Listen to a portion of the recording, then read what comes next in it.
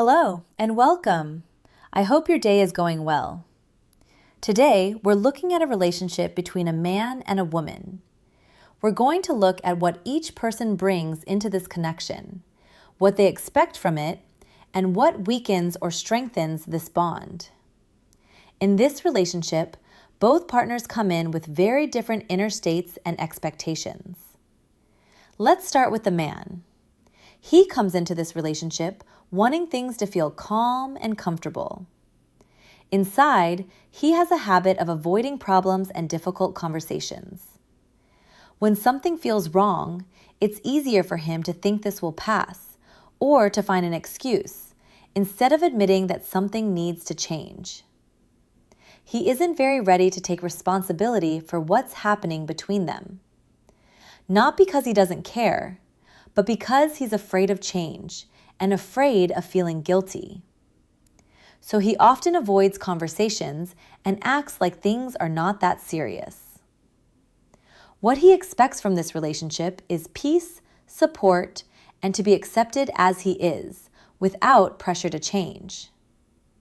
It's important to him that the woman doesn't push him or force him to face problems. Because of that, he expects her to adapt to him more than he adapts to her.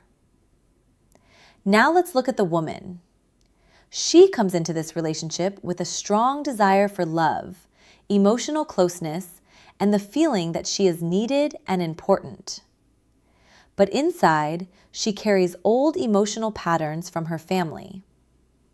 Fear of being unwanted, fear of being alone, and a habit of tolerating too much and sacrificing herself to keep relationships. Because of this, she often gives more, waits longer, forgives more, and sometimes forgets about her own needs just to keep the relationship alive. What she expects from the man is attention, care, emotional closeness, and the feeling of being loved and protected. She doesn't want to just live next to him.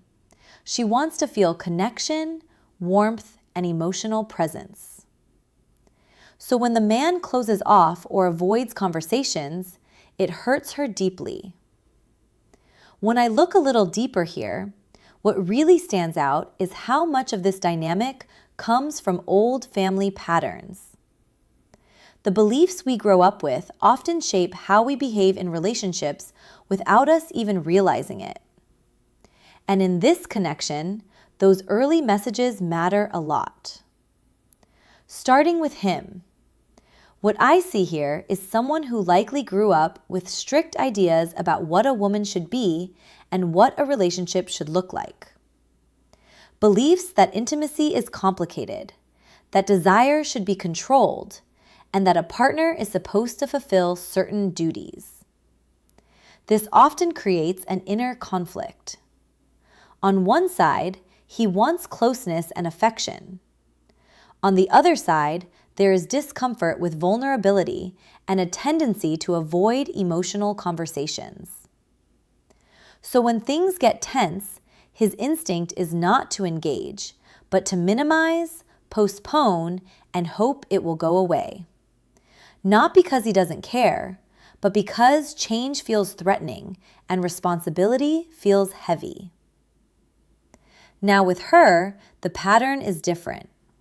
What I see here is someone who grew up hearing a lot about unfulfilled dreams and missed chances, about how life did not turn out as hoped, about wanting something better, something more, that never fully happened. So when a child grows up around that, they often learn one strong lesson, that happiness is fragile, that chances can be missed, that love has to be held onto tightly. So in relationships, she invests deeply. She gives more. She waits longer. She tolerates more. Because inside, there is a fear that if this does not work, nothing better will come. So you end up with this loop. She looks to him for emotional security. He feels pressure and pulls back. She feels the distance and holds on tighter. And he withdraws even more. Not because either of them wants to hurt the other, but because old survival strategies are quietly running the relationship. And this is why this connection feels intense and confusing at the same time. Because you are not just dealing with two people. You are dealing with two histories, two sets of fears, and two different ideas of what love is supposed to feel like. Now let's look at what happens between them. The man wants peace and not to be confronted with problems. The woman wants closeness and emotional care. When the woman asks for attention, the man feels pressure and withdraws even more. When the man pulls away, the woman feels more hurt and becomes more anxious. So they both suffer, but in very different ways. The main meaning of this situation is this: both people need to change. The man needs to learn to take responsibility and not escape from problems. The woman needs to learn to value herself and not sacrifice herself for the relationship. If each person only waits for the other to change, the relationship will stay stuck or slowly become worse. But if both begin to move, even a little, toward each other, this relationship can become calmer, warmer, and more honest. This connection shows real potential. Not for easy love, but for building a shared life. For home, for stability, for supporting each other in practical ways. They can live together, work together, and create a warm, stable environment. But each partner has a different task. The man needs to be responsible, decisive, and willing to carry family responsibility. The woman needs to be calm, flexible, and able to trust without fighting for control. If each person does their part, this relationship can last. But there is also a warning here. If they begin to control each other, to demand, to compete, or to argue about who is in charge, tension enters the home. Then there are more conflicts, more exhaustion, and the relationship starts to feel heavy. The final message is simple. There is compatibility here, but this is not effortless love. This is a relationship that teaches both people how to be a family. If both try, there can be warmth and stability. If both pull in their own direction, there will be distance and conflict. They are suited for building a life together, but happiness depends on mutual responsibility, respect for roles, and willingness to grow.